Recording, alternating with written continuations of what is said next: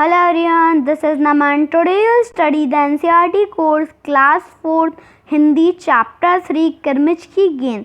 Let's start our chapter. गर्मियों की छुट्टियां थीं. दोपहर के समय दिनेश घर में बैठा कोई कहानी पढ़ रहा था. तभी पेड़ के पत्तों को हिलाती हुई कोई वस्तु धम से घर के पीछे वाले बगीचे में गिरी.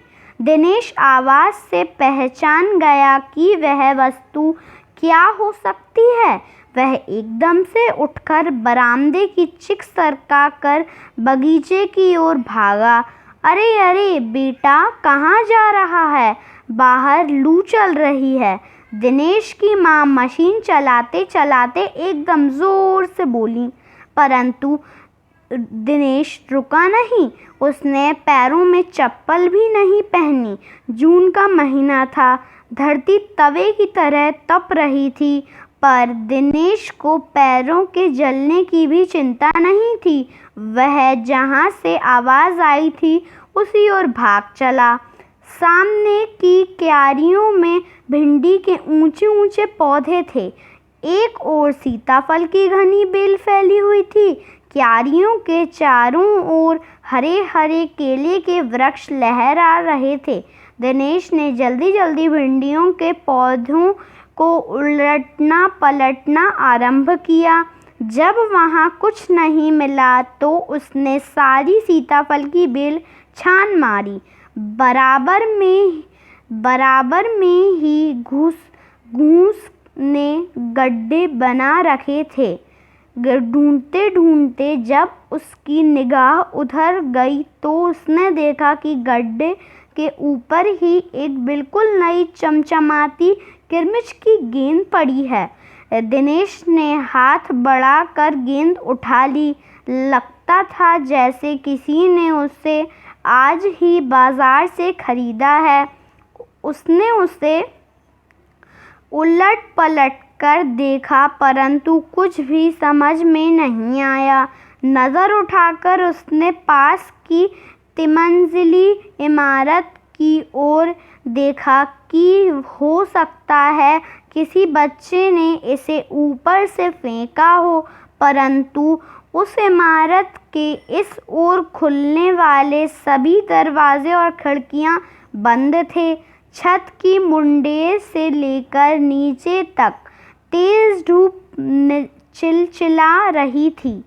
फिर कौन खरीद सकता है नई गेंद? दिनेश ने सुधीर, अनिल, अरविंद, आनंद, दीपक सभी के नाम मन में दोहराए. यदि गेंद खरीदी भी है तो इस दोपहरी में इसे नीचे कौन फेंकेगा? हो ना हो यह गेंद बाहर से ही आई है. उसने सड़क पर बने गोल चक्कर के बगीचे की ओर देखा, परंतु वहाँ पर केवल 2-4 गायें की ही दिखाई पड़ी, जो पेड़ों के नीचे सुस्ता रही थीं.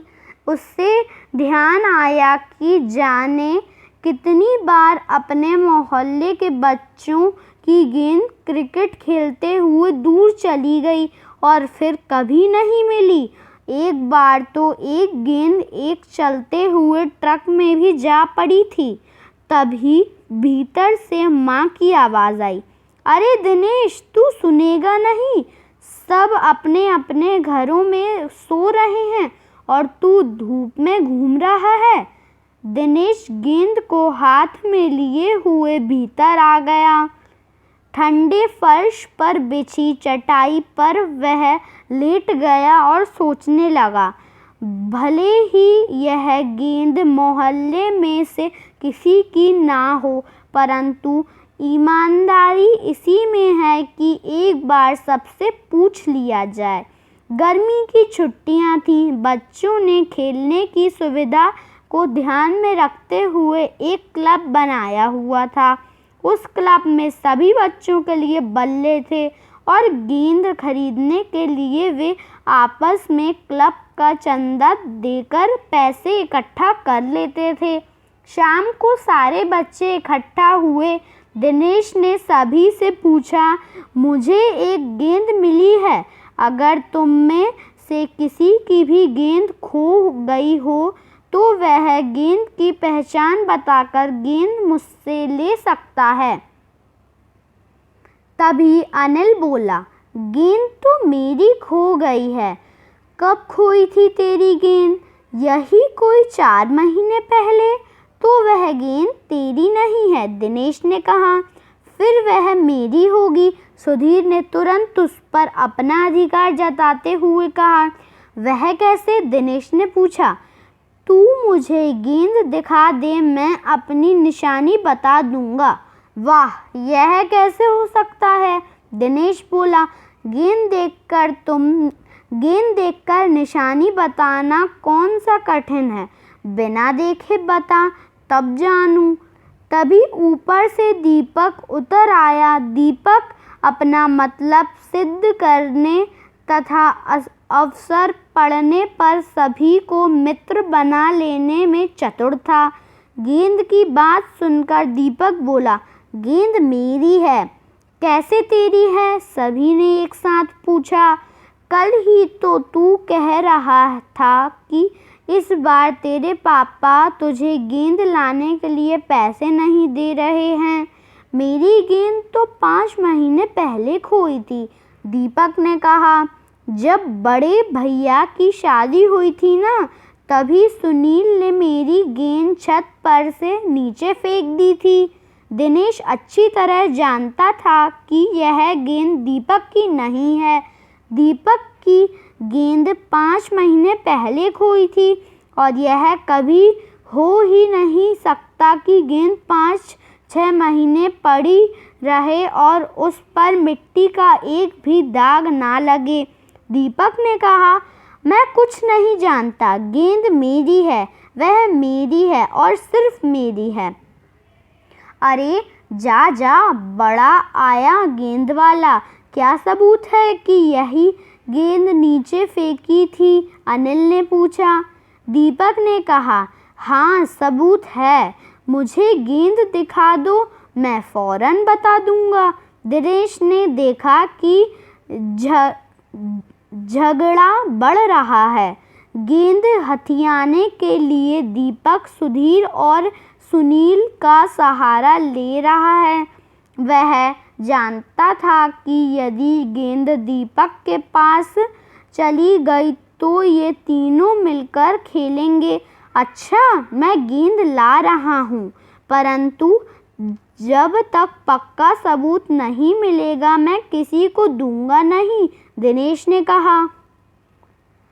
गेंद आ गई। दीपक उसे देखते ही बोला, यह मेरी है, यही है मेरी गेंद। यह लाल रंग का निशान मेरी ही गेंद पर था। वाह, सभी गेंदों पर ऐसे ही निशान होते हैं, अनिल ने दिनेश का साथ देते हुए कहा। दीपक ने फिर जोर लगाया, मैं अपने पापा से कहलवा सकता हूँ कि गेंद मेरी है। अरे जा, ऐसे तो मैं बड़े भाई से कहलवा सकता हूँ कि गेंद दिनेश की है, अनिल ने कहा। कुछ भी हो, गेंद मेरी है, दीपक ने उसे धरती पर मारते हुए कहा। धरती पर टप्पा पड़ते हुए मेरी गेंद में ऐसी ही आवाज़ आती थी। मेरे साथ बाजार चल, दुकानों पर जितनी गेंदें हैं सभी के टप्पे की आवाज़ ऐसी ही होगी। अनिल ने फिर उसकी बात काट दी। अच्छी बात है, तो मैं इसे सड़क पर फेंक दूंगा, देखूं कैसे कोई खेलेगा। दीपक ने जैसे ही गेंद को सड़क पर फेंकने के लिए हाथ उठाया कि अनिल और दिनेश ने उसे पकड़ लिया। अब दीपक ने रुआंसे होते हुए अपना अंतिम हथियार आजमाया। बोला, आज तो गेंद मुझे दे दो, नहीं तो मैं इसके पैसे सुनील से ले आऊंगा। अब तो सुनील, दीपक और सुधीर का गुट सब मजबूत होने लगा था। तीनों का ही कहना था कि गेंद दीपक की है और उसे ही मिलनी चाहिए। दिनेश तब तक चुप था। वास्तव में दिनेश का मन उस समय सबके साथ मिलकर उस गेंद से खेलने को कर रहा था। बोला, अब चुप भी रहो, झगड़ा बाद में कर लेंगे। अपने अपने बल्ले ले आओ, पहले खेल लें। 5 मिनट के भीतर ही खेल आरंभ हो गया। दिनेश बल्लेबाजी कर रहा था। अभी 2-4 बार ही खेला था कि वह चमकदार नई गेंद एकदम जोर से उछली और दरवाज़ा पार कर सड़क पर जाते हुए एक स्कूटर में बनी सामान रखने की जालीदार टोकरी में जा गिरी। स्कूटर वाले को शायद पता भी नहीं चला। तेजी से चलते हुए स्कूटर के साथ गेंद भी चली गई। बच्चे पहले तो चिल्लाते हुए स्कूटर के पीछे भागे, परंतु जल्दी ही सब रुक गए। वे समझ गए थे कि स्कूटर के पीछे भागना बेकार है। एक पल के लिए सभी ने एक दूसरे की ओर देखा और फिर सभी ठहाका मार कर हंस पड़े। यहाँ पे हमारे चैप्टर फिनिश हो चुका है। इस चैप्टर की राइटर हैं शांता कुमारी जैन। ये हमारे यहाँ पे स्टोरी ख़त्म हो चुकी है, चैप्टर ख़त्म हो चुका है। अगर आपको इस वीडियो से पूरा चैप्टर अच्छे से समझ में आया हो तो प्लीज़ इस वीडियो को लाइक कर दीजिए, शेयर कर दीजिए, सब्सक्राइब कर दीजिए। आज की इस वाली वीडियो के लिए बस इतना ही। तब तक के लिए take care and bye bye.